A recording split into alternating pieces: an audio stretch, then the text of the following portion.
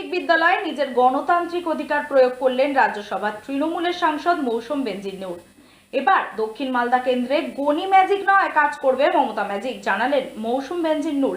এই বিষয়ে কি বলেছেন বাম কংগ্রেস প্রার্থী ঈশা খান চৌধুরী এবং আবু হোসেন খান চৌধুরী, দেখুন। কোতোয়ালি প্রাথমিক বিদ্যালয়ে সাধারণ ভোটারদের সাথেই লাইনে দাঁড়িয়ে ভোট দিলেন তৃণমূলের রাজ্যসভা সাংসদ মৌসুম বেনজির নূর। ভোট দেওয়ার পর এবার দক্ষিণ মালদা কেন্দ্রে গনি ম্যাজিক নয়, মমতা ম্যাজিক কাজ করবে বলে জানান তিনি। পাশাপাশি একই সঙ্গে এই বুথেই ভোট দিলেন গত 4 বারের সাংসদ আবু হোসেন খান চৌধুরী এবং তার ছেলে তথা বাম কংগ্রেস প্রার্থী ঈশা খান চৌধুরী। বাবাকে সাথে নিয়েই ভোট দেন তিনি। আশা করছেন ভোট দিয়েছেন?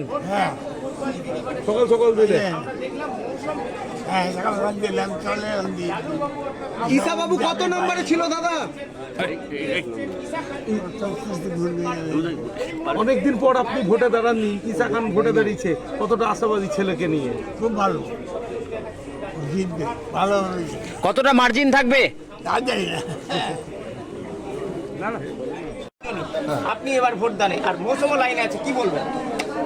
ঠিক আছে, এটা গণতন্ত্র দেশে বিভিন্ন লোকরা বিভিন্ন চয়েস নিতে পারে। উনি অন্য পার্টি চলে গেছে। আর ডালুবাবু তো এবার আমার নাম প্রস্তাব দিয়েছেন দাঁড়াবার জন্য।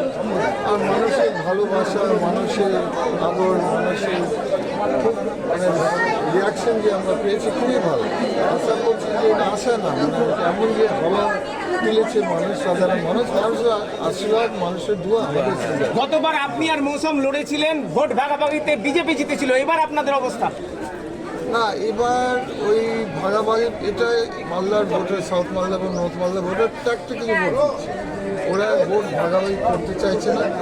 এবার এনআরসি সিএ ইস্যুটা আর নেই, এটা পাবলিক বলছে আমাকে ঘোরার সময় যে এনআরসি সিএ ওরা ভয় করছে না। ওরা মনে করি এটা ওদের ভোটকে ব্যবহার করে ভয় দেখাবার জন্য ইউজ করা হয়েছে সিএ এনআরসি গল্প উপর।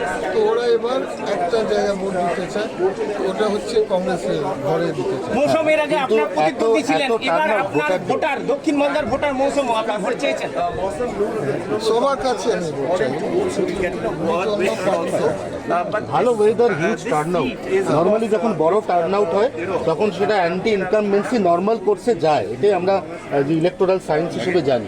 আপনি কি ফিল করছেন, কি বুঝছেন এখন? না দেখুন, আমি ওভার অলমোস্ট 2 মাস থেকে ঘুরছি, তো যেভাবে রিয়াকশন ফার্স্ট ডে থেকে মানে ফিল্ডে যাওয়ার যখন ম্যাস র্যালিতে শুরু করেছি, ফার্স্ট ডে থেকে অলরেডি ওই থেকে একটা হাওয়া 2021 হাওয়া, যেখানে আমরা সিট পাইনি, যেহেতু একটা এনআরসি সিএ একটা ভয় ছিল, তখন থেকে একদম রিভার্স একটা হওয়া পেয়েছে।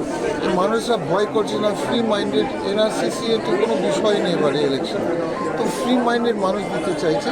আর ওরা বাই অ্যান্ড লার্জ বলছে আরেকটা জিনিস, ওরা বুঝতে পারছে যে এটা কেন্দ্র ইলেকশন, এটা রাহুল ভার্সেস মোদি। ওরা বলছে, গ্রামের লোকরা বলছে, বুথের লোকরা বলছে, আমাকে বলতে হচ্ছে, মা বোনরাও বলছে। এটা আরেকটা সারপ্রাইজ মনে রাখুন। কিন্তু আর মানুষ বলছে মা বোনরা এফেক্টেড হয়ে যাবে, লক্ষ্মী বন্ধন স্কিম নিয়ে এফেক্ট হয়ে, কিন্তু মা বোনরা আমাকে বলছে না না, আমরা বুঝতে পেরেছি এটা এটা এটা এটা দিল্লি ইলেকশন, এটা কেন্দ্র। আপনি বলছেন এই যে বুঝতে 2021-এ যেভাবে সাফল্য ছিল সেখানে দাঁড়িয়ে এবারে লোকসভা নির্বাচনে গনি ম্যাজিক কাজ করবে না দিদি ম্যাজিক কাজ করবে? 2021-এ যেভাবে রেজাল্ট হয়েছিল আমরা আশাবাদী যে এবারও এরকম আমাদের খুব পজিটিভ রেজাল্ট হবে, আর আমরা তো আশা করছি দিদি ম্যাজিক কাজ করবে।